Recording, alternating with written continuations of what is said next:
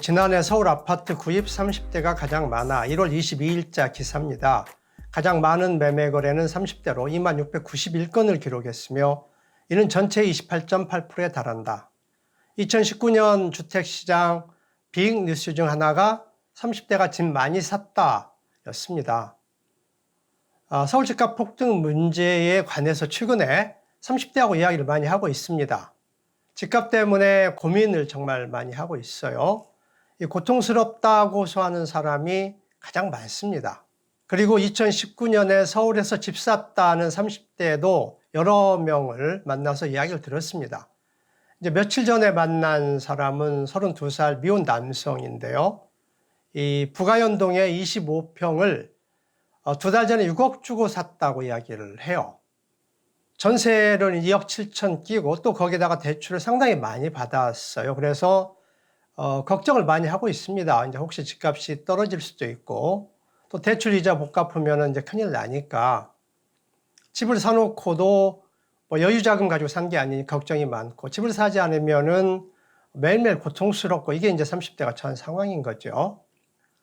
이 집값이 정상적인 수준에 있다면 30대가 집을 가장 왕성하게 사는 시기잖아요.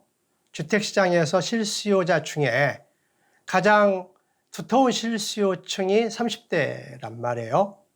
이게 이제 당연한 사실인데도 뉴스로 보도되는 이 자체가 지금이 비정상적인 상황이다라는 것을 말해주는 것 같습니다. 서울 집값이 3년간 폭등했어요. 그래서 아파트 살려면 최소 5억은 있어야 된단 말이죠. 그 돈을 30대가 어떻게 마련하느냐, 이게 이제 뉴스거리가 되고 있는 상황입니다.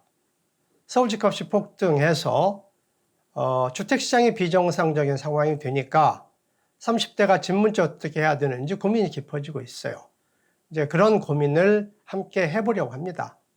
30대 서울 집값이 두 가지 키워드를 가지고 몇 차례 방송을 할 계획입니다. 오늘 주제는 2019년 30대 서울 주택 구입비 중 가장 높았던 이유를 알아보겠습니다. 그 이유를 알면 이 현재의 서울 주택시장의 상황에 대해서 매우 중요한 사실을 알 수 있습니다. 30대뿐만이 아니고 서울 집값 때문에 고민하는 사람이 많으니까 그 사람들이 모여서 대책을 의논해보자 해서 카페를 개설을 했습니다. 다음 카페 집값 하락을 위해 행동하는 사람들입니다. 서울 집값 전망은 뭐 말할 것도 없고 왜 폭등했는지 여기에 관한 글, 기사, 동영상을 저희가 많이 올려놨습니다. 그 중에서 가장 중요한 것은 어떤 행동을 해야 되느냐이기 때문에 거기에 대해서 관심 있는 분들이 이 논의를 하는 공간을 마련한 거니까 이 관심 있으신 분들이 많이 가입을 해주시면 좋겠습니다.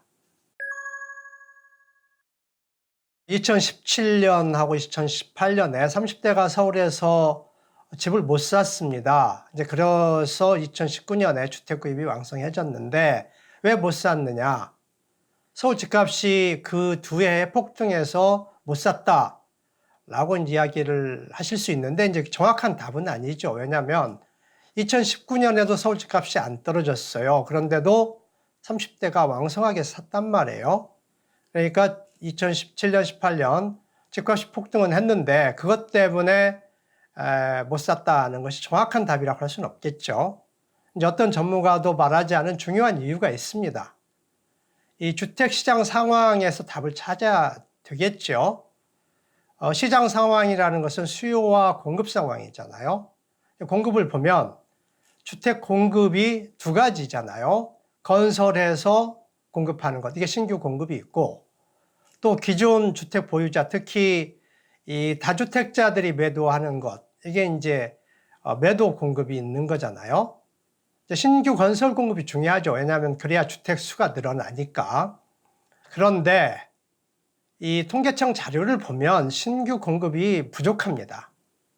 2017년 서울에서 신규 공급이 36,000채고요. 2018년에는 27,000채입니다. 그만큼 서울에서 주택이 증가를 했죠. 그런데 이제 이게 부족하잖아요. 신규 공급이 부족하면 이 다주택자들이 가지고 있는 여유분 주택을 매도하도록 정부가 정책을 펴야죠. 그런데 정부가 반대로 정책을 폈습니다. 다주택자들한테 세금 특혜를 엄청나게 제공을 했어요. 그러니까 당연히 매도를 안 했겠죠. 한술 더 떠서 돈 많은 부자들이 추가로 매입을 했어요. 이제 근거를 보여드려야겠죠. 청와대가 만든 이제 홍보 영상을 보시겠습니다. 병찬 씨와 같은 다주택자들을 정부는 임대사업자로 유인했습니다. 임대사업자로 등록을 하게 되면 저희가 세제라든가 금융이라든가 이런 혜택을 드립니다. 다주택자이신 분들은 임대사업자로 등록하시고 하시면 좋겠습니다. 여러분 잘 보셨습니까? 이제 맨 앞에 친절한 청와대라고 나오잖아요. 정말 친절하죠. 이 다주택자들한테 이런 엄청난 세금 혜택 주는 것, 이것보다 더 친절한 거는 이제 없을 겁니다. 청와대하고 장관이 이렇게 친절한 정책 펴서 세금 특혜를 어마어마하게 주니까 돈 많은 사람들, 특히 강남 부자들, 그리고 지방 부자들까지 돈 싸들고 와서 서울에서 주택 사재기를 했습니다. 2017년에 6만 채가 서울에서 임대주택으로 신규 등록했어요. 2018년은 무려 12만 채. 자, 그래서 우리가 공급도 보고 수요를 봤습니다. 그래서 이 주택시장 상황이 2017년, 18년 어땠는지를 이 공급하고 수요를 정리를 해보겠습니다. 이 공급 중에서 신규 공급은 2017년에 3만 6천, 2018년에는 2만 7천이었죠. 이 기존 주택 매도는 주로 다주택자들 매도인데 세금 특혜를 주니까 별로 팔지 않았어요. 미약했습니다. 반대로 이 수요는 세금 특혜가 엄청나니까 임대주택을 새로 매입해서 등록하려는 수요가 많았어요. 전체 등록한 임대주택 중에 50%를 매입했다라고 가정을 하면 2017년에 이 수요가 3만이고 2018년은 6만이 됩니다. 임대주택 수요 말고 또 투자 수요 또는 투기 수요들이 있었는데 이 두 해에 이 투기 심리가 펄펄 살아 있었기 때문에 또 다른 투자 수요도 상당히 왕성했을 겁니다.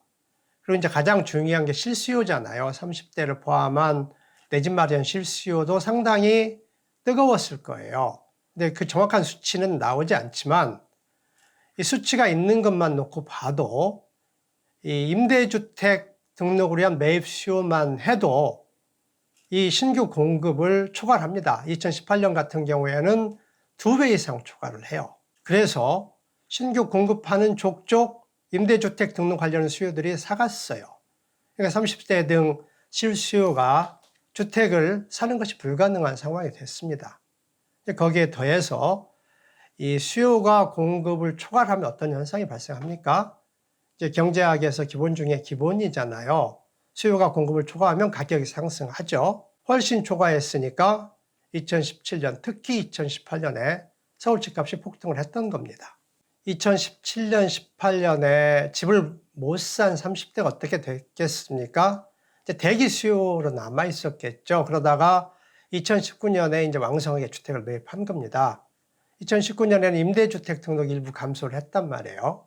그런데 가격은 유지가 됐죠. 다주택자들은 매도를 안 하고 30대 실수요가 왕성하니까 2019년에도 가격이 상승을 한 겁니다. 그러면 서울 집값 하락을 시키려면 어떤 정책을 써야 되느냐? 답이 이미 나왔지 않습니까? 임대사업자 세금 특혜를 폐지하면 임대주택이 매물로 나오겠죠. 세금 특혜 노리고 집 사서 임대주택 등록한 거니까 폐지하면은 상당히 매물로 나올 겁니다. 서울 임대주택이 47만 채입니다. 실로 엄청난 물량이에요. 그 물량 중에 상당수가 매물로 나오고 서울 집값이 큰 폭으로 하락을 할 겁니다. 문제는 이제 정부가 그런 세금 특혜 폐지할 의지가 전혀 없어 보여요. 시민단체 중에서도 경실련만 이 세금 특혜 폐지하라, 임대사업자한테 꽃길 깔아주고 있다라고 강하게 비판을 하고 있어요. 다른 데들은 조용히 하고 있습니다. 이 가장 중요한 것이 시민들의 행동이잖아요. 그래서 집값 하락을 위해 행동하는 시민들 다음 카페를 개설을 했습니다. 여기 모여서 어떤 행동할지를 의논을 할 건데요. 저희가 피켓 시위도 하고 집회도 하고 있습니다. 거기에서 정부에게 임대사업자 세금 특혜 폐지하라고 강력하게 요구를 하고 있습니다. 그것 말고도 서울 집값을 부양시키는 정책들이 있는데 그런 정책들 폐지하고 하락시킬 정책을 펴라라고 저희가 시위나 집회를 통해서 행동으로 정부에게 강하게 요구를 하고 있습니다. 여러분들도 같이 동참을 해주시면 큰 힘이 될 것 같습니다. 방송 내용에 공감을 하시면 구독을 꼭 눌러주시길 부탁드립니다.